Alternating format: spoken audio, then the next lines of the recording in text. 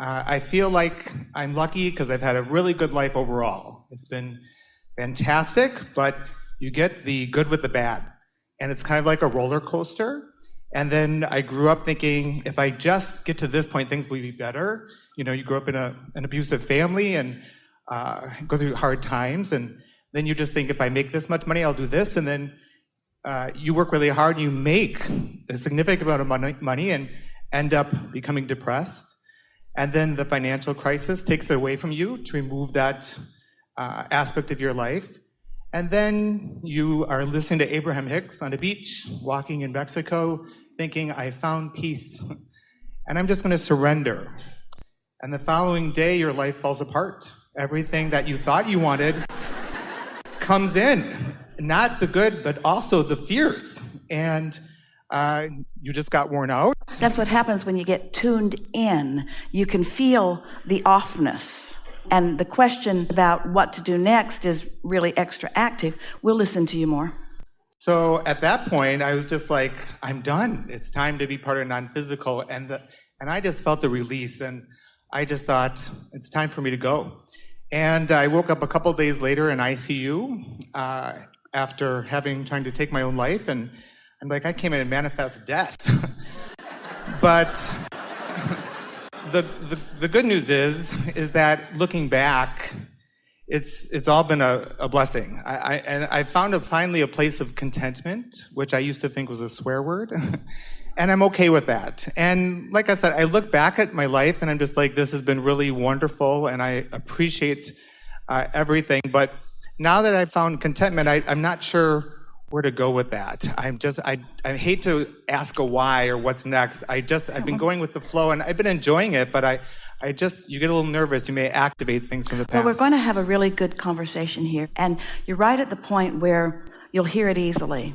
And we really appreciate the setup that you've given for this conversation and the activation of the energies in the room around it. And so this is going to be helpful to a lot of people, and especially to you. So your description, really accurate and good description, really very good with words, describes how most people do live their lives. And by that we mean they react to life as it's coming, so that it's a series of reactions. And it's a physical, action-oriented, doing the best you can given the circumstances that you're living in sort of life. Now, the underlying and important thing that was happening during all of that you weren't consciously aware of, but that your inner being was, is that with all those ups and downs of reacting to life, which caused you to want more, and then the desire was stronger for a while, so things got better, and then you weren't consistent enough in it, and so then it didn't happen the way you wanted it to, so then you focused upon it not happening, so it got worse. And so it was actually going in the direction of what your focus was, but you weren't really so aware that you were creating your own reality then, and you weren't working in concert with a steady guidance. Instead, you were using as guidance reactions of others, and other humans. They're a terrible gauge. They're really fickle, awful guidance to use, because first of all, they're not that interested in you, not as much as you'd like to believe that they are, and next, most of them are not that stable either. So it's just a bunch of bobbing corks on a raging sea sort of thing, and then you get very philosophical about how your life's going, and so not very satisfying. But the underlying thing that is happening during all of that is that you are launching rockets of desire. And the desire is, I want to understand this. I want to fulfill my reason for being. I want to hook up with that greater guidance. Things that you knew coming in, life has now buffeted you about enough that you've launched those strong rockets. And we want you to hear this above anything that you ever hear, ever again from us or anyone else. This is what we want you to hear. The universe always hears what you mean, not what you're saying. So your life caused you to offer a vibration which caused you to create a vortex. So the meaning that you were radiating to the universe was not, I want out of this physical experience. The meaning that you were radiating was, I want to understand it. I want to flow with it. I want to be in the flow. I want to fulfill my purpose. I want to understand. I want to be deliberate. I want to have steady control of my own life experience. And so you did create that just right, because what you thought you wanted, which was the bailing out of all the resistance, you didn't want out of life, you wanted out of the resistance, you see. And so your inner being, even with all of that intentionality, still helped you to accomplish what you really want, which is a stronger than ever zest for life and understanding about life. Is that helpful? We really want that to be helpful, because for you to say, I can't even kill myself well, couldn't be a more bogus statement. The statement that you want to make is, my inner being knows who I am, and that will always be dominant. And I wasn't as far gone from my inner being as one might believe, because here I am now with a new zest for life. Yes? Appreciate that. Yes, thank you. So now, fast forward to now, and you heard all of that, you got all of that. We know you got all of that. So now what? What's this moment in time about? So I feel like the weight's off a bit. So going forward, so what just happened was, we were ready to reveal to you a resistance lifting experience, and you were ready to receive it and did. Is that what just happened? Yeah, and I feel like I just now I want to do a little more of fine tuning going forward, because I feel like I found a good flow, and I'm happy. And I've got great things coming into my life. But to be honest, I'm okay with whatever outcome is. But then that's where it's hard to ask, because am I okay in a relationship or out of relationship? And then you want both equally. How do you know? It's too complicated, and you can't get there from there anyway. So we're just going to take another approach to this. And we're just going to give you a universal law principle that we haven't been talking about for very long, but that you're really ready to receive. And when you get this one thing that we are going to convey to you here in a really strong state of clarity, you're going to get this, and it's going to serve you enormously well. And all of that stuff that was going on just now as you asked the question is just going to lift off of you too. Here it is. Oh, we're out of time. No, here it is. No. Here it is. Here it is. It isn't about anyone else, which is hard to hear because they're everywhere. And they seem important to your life. But it isn't about any of them or what they are doing or your relationship with them.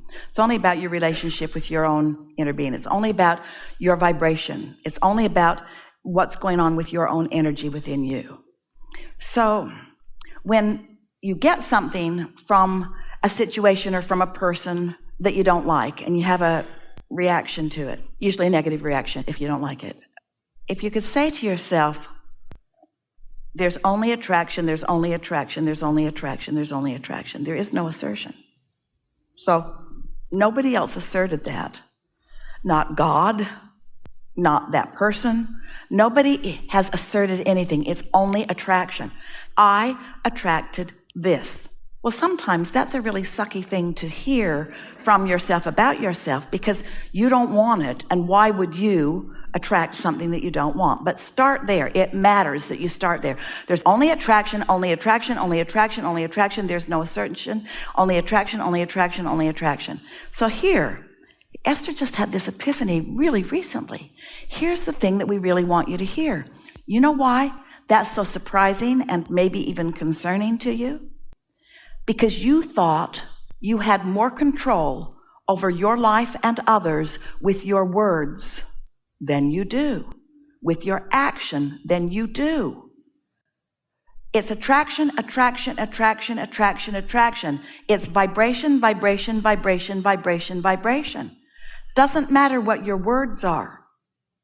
It's what you're feeling about something.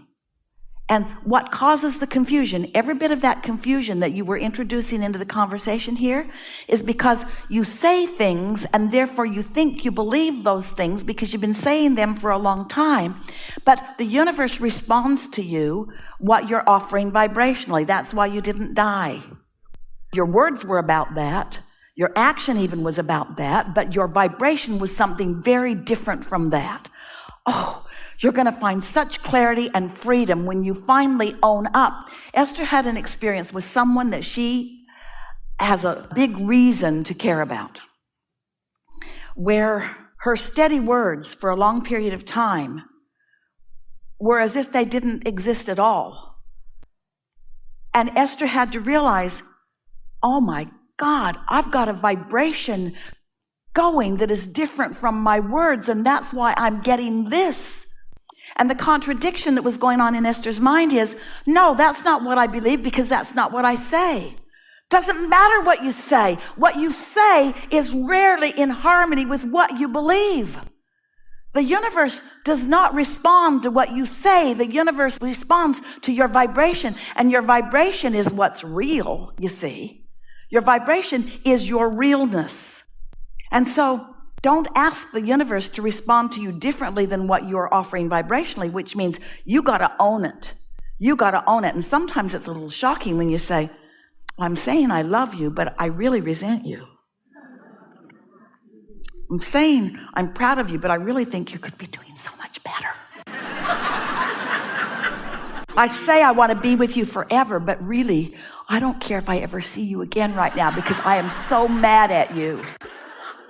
So you've got yourself all confused because what you're offering vibrationally and therefore what the universe is delivering to you don't jive, and then you want to blame it on all of them and read all the books about all the behaviors and all of the patterns and all of the studies and all of the stuff that just keeps you in a constant state of upheaval, when all it ever really comes down to is you're not owning how you feel.